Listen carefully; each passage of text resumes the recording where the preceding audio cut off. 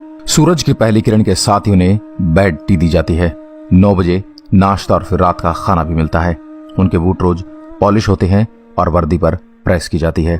आप सोच रहे होंगे कि एक सेना के अफसर की दिनचर्या का हिस्सा हो सकता है, लेकिन ये जानकर आप हैरान रह जाएंगे कि हम जिनका जिक्र कर रहे हैं वो शहीद हो चुके हैं। इसके बाद भी उन्हें जीवित सैनिक की तरह सम्मान दिया जाता है।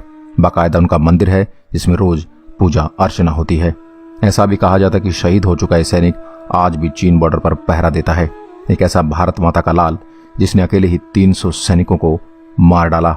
लेकिन आपसे गुजारिश है कि आप एक सच्चे भारतीय की तरह इस वीडियो को पूरा देखिएगा, क्योंकि आखिर में आप हैरान रह जाएंगे। जसवंत सिंह का जन्म 19 अगस्त 1941 को गुमान सिंह रावत के घर में गांव बैरून पौड़ी गढ़वाल में हुआ था।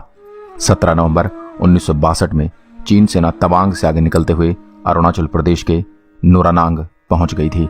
उधर जसवंत सिंह 1000 फीट की ऊंचाई पर स्थित नूरानांग पोस्ट पर तैनात थे। चीन भारत के क्षेत्र पर कब्जा जमाना चाहता था।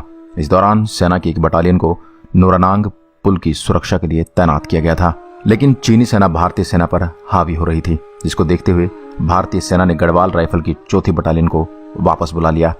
उस समय इस बटालियन में शामिल जसवंत सिंह, गोपाल गुसाई और लांस नायक त्रिलोकी ऑर्डर न मानते हुए वापस नहीं लौटे। इस लड़ाई में गोपाल गुसाई और लांस नायक त्रिलोकी चीनी सैनिकों का बहादुरी से सामना करते हुए शहीद हो गए। इसके बावजूद मात्र 21 साल की उम्र में जसवंत सिंह रावत ने 18 नवंबर को मोर्चा संभाला और 72 घंटे तक वो बॉर्डर पर टिके रहे। जसवंत सिंह ने समझदारी का परिचय देते हुए अलग अलग बंकरों से जा जाकर गोलीबारी की। वहां पर 5 बंकरों में मशीन गन लगाई गई थी और राइफलमैन जसवंत सिंह छिप छिप कर और कभी पेट के बल लेटकर दौड़ लगाते रहे। वो कभी एक बंकर से होते हुए दूसरे, तो तुरंत तीसरे से होते हुए फिर चौथे बंकर पर, इस तरह अलग अलग बंकरों से शत्रु पर गोले बरसाते रहे। अलग अलग बंकरों से गोलीबारी होने के कारण चीनी सेना ये समझ रही थी कि इन बंकरों में कई दर्जन भारतीय सैनिक उन पर गोली बरसा रहे हैं, लेकिन हकीकत कुछ और थी। इधर जसवंत सिंह को लग गया था कि अब मौत निश्चित है, इसलिए प्राण रहने तक मां भारती और तिरंगे की आन बचाए रखनी है। जितना भी गोला बारूद उपलब्ध था उसके खत्म होने तक उन्होंने चीनी को आगे नहीं बढ़ने दिया। यह रणबांकुरा बिना थके भूखे प्यासे पूरे 72 घंटे यानी 3 दिन 3 रात तक चीनी सैनिकों की नाक में दम किए रहा। जनरल सिंह ने अकेले ही चीनी सैनिकों को रोक कर रखा और विभिन्न चौकियों से करीब 300 चीनी सैनिकों को ढेर कर दिया। इस दौरान जसवंत सिंह रावत की मदद स्थानीय लड़कियों ने की थी, जिनका नाम सेला और नूरा था। ये दोनों मिट्टी के बर्तन बनाती थी। लगातार चीनी सैनिकों को मारते मारते जसवंत सिंह बुरी तरह से घायल हो चुके थे। जब उन्होंने देखा कि अब चारों तरफ से घिर गए हैं, तो उन्होंने बची हुई आखिरी गोली खुद को मार ली।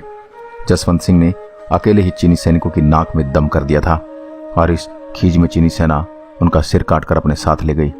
उसके बाद भारतीय सेना की और टुकड़ियां युद्ध स्थल तक पहुंच गई और उन्होंने चीनी सेना को आगे बढ़ने से रोक लिया। इस बहादुरी के लिए जसवंत सिंह को महावीर चक्र और त्रिलोक सिंह को और गोपाल सिंह को वीर चक्र दिया गया। उधर उनकी बहादुरी से चीन इतना प्रभावित हुआ कि लड़ाई खत्म हो जाने के बाद उन्होंने शहीद जसवंत सिंह का सिर तो लौटाया ही, उनकी प्रतिमा बनवाकर भारतीय सैनिकों को भेंट भी की, जो आज भी उनके स्मारक में लगी हुई है। स्थानीय लोगों के मुताबिक जिस इलाके का मोर्चा उन्होंने संभाला था उस जगह वो आज भी ड्यूटी करते हैं। सेना में ऐसी मान्यता कि जिन सैनिकों की सीमा पर झपकी लग जाती है उनको जसवंत सिंह आत्मा चांटा मारकर चौकन्ना कर देती है। अब आप इस वीडियो को इतना शेयर कीजिए कि भारत का बच्चा बच्चा भारत मां के इस लाल के बारे में जान सके। कमेंट में लिखिए जसवंत सिंह अमर रहें। आज के लिए बस इतना ही दोस्तों। अगर वीडियो पसंद आए तो लाइक करिएगा और ऐसे वीडियो देखने के लिए हमारे पेज को फॉलो जरूर करें। जय हिंद।